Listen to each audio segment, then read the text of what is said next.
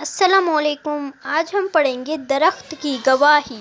پرانے زمانے کی بات ہے، ایک شخص قاضی کی عدالت میں حاضر ہوا اور ایک دوسرے شخص پر 100 روپے کا دعویٰ کیا۔ قاضی نے پوچھا، تمہارے پاس کوئی گواہ ہے؟ آدمی نے کہا، نہیں۔ قاضی نے کہا، بغیر کسی گواہ کے کیسے کام چلے گا؟ ہاں، ایک صورت یہ ہو سکتی ہے کہ میں اس شخص سے قسم لے کر پوچھوں۔ دعویٰ کرنے والا شخص یہ سن کر بری طرح رونے لگا اور بولا، حضور، یہ شخص بہت قسمیں کھاتا ہے، اس کی قسم پر آپ اعتبار نہ کریں، نہیں تو میں برباد ہو جاؤں گا۔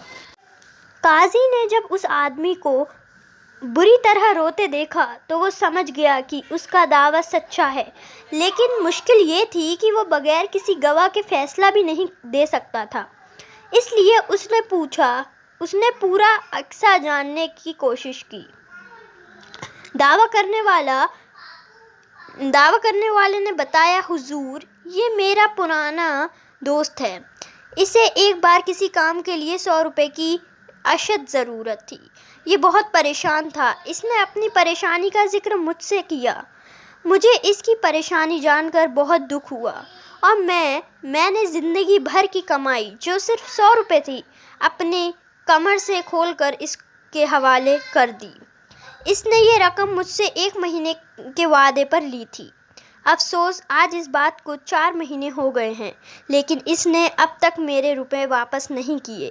قاضی نے پوچھا، تم نے کس جگہ اس کو روپے دیے تھے؟ اس نے جواب دیا، ایک درخت کے نیچے۔ قاضی نے فوراً کہا، جب تمہارا کہنا یہ ہے کہ تم نے ایک درخت کے نیچے اس کو روپے دیے تھے، تو پھر یہ کیوں کہتے ہو کہ تمہارا کوئی گواہ نہیں ہے؟ قاضی نے دوسرے شخص سے پوچھا، تم کیا کہتے ہو؟ کیا یہ درخت اور جگہ کی بات صحیح ہے؟ دوسرا شخص نے کہا، یہ جھوٹ بکتا ہے، میں نے اس درخت کو دیکھا ہے اور نہ ہی اس جگہ کو جانتا ہوں، میں تو اس سے قرض لیا ہی نہیں۔